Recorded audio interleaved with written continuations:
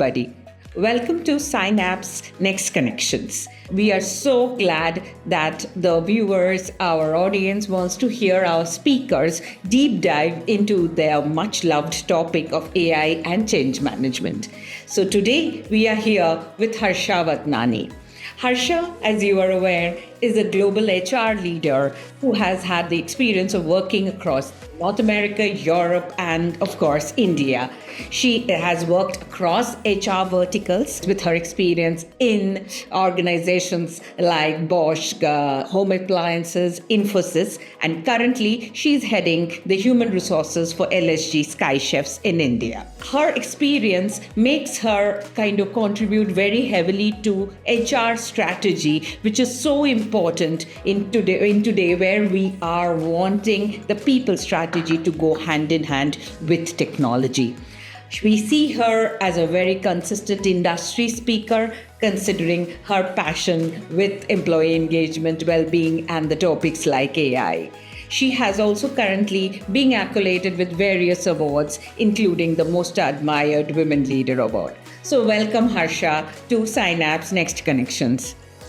Thank you so much, Desha. It was a pleasure connecting with you in Synapse, and I'm glad we are taking this journey ahead with Next Connection.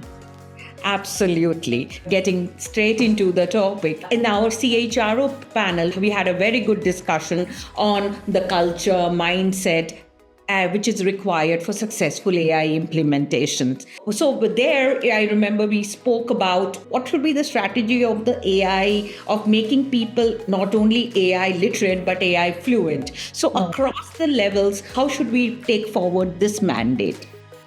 Very brilliant question. I think about AI fluency as you would normally think about any financial literacy or digital literacy as well, right? Every leader is not expected to be a CFO. So they don't need to be a CA, CS, and so on. But if you can't read a P&L, you can't figure out how your business works, then you can't run a business, right? You need to understand where the money is flowing from, where does it go, and so on. So AI fluency, I think, works the same way.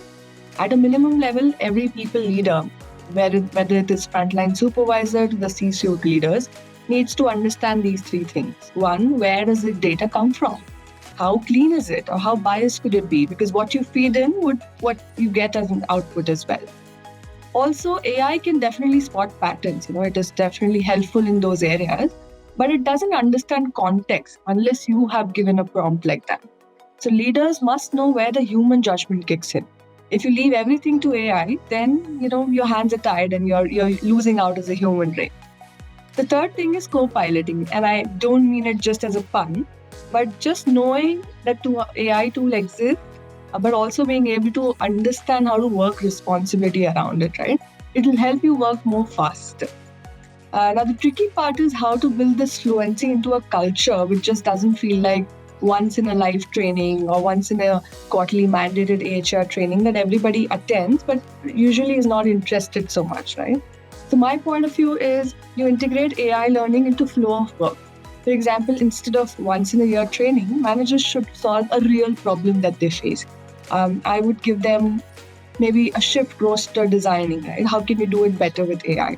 Or you have to design a JD for a new role. Side by side, use an AI tool and do it the way you would have done it earlier, but with more fluency.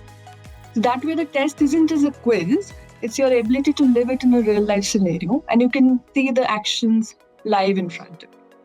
I would want to end this with fluency is not optional in AI. Yeah? It's like this basic digital fluency.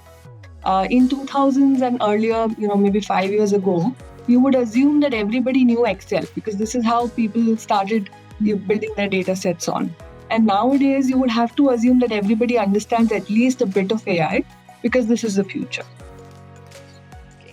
I think that is very well put in, and the part which you mentioned, that what we need, that personal touch where we have to do things and what can completely go on, and the part which can be done jointly very well and using the context very well put, Harsha.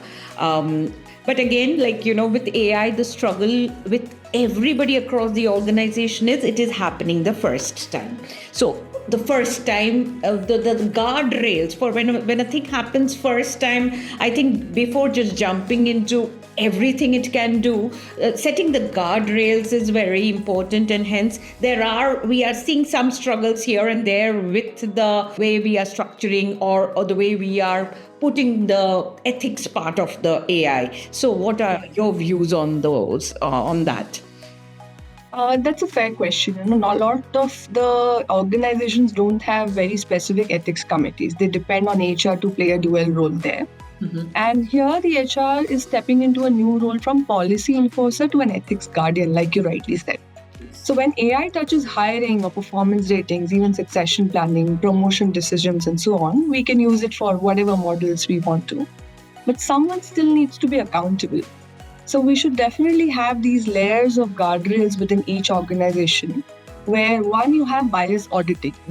If you are, for example, working on a recruitment tool in America, and in the past you've only hired white folks, then of course the AI model will also filter out resumes with, filter the other set of ethnic populations.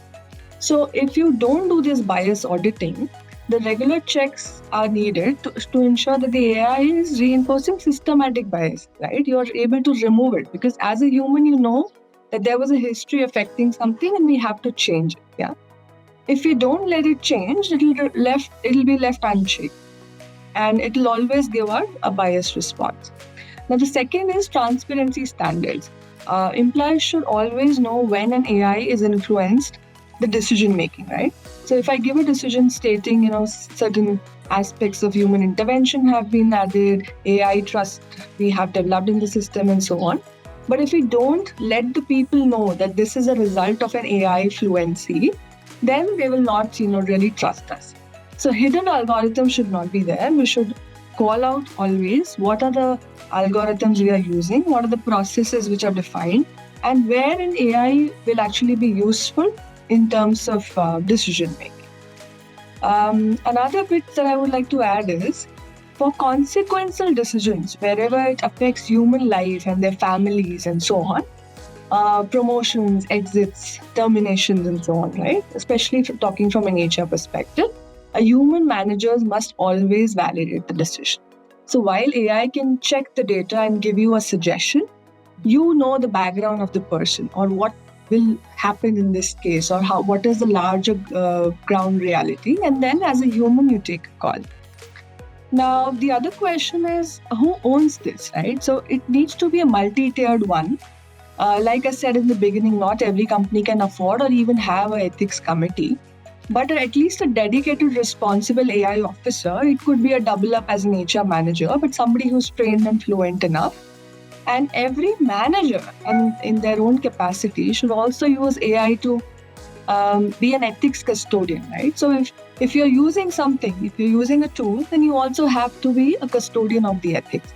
In manufacturing, and especially in the company that I work with, safety, we call safety manufacturing. The safety officer's job is of course important, but safety is everybody's job, You can't just leave it and say, oh, only it's a safety manager's job.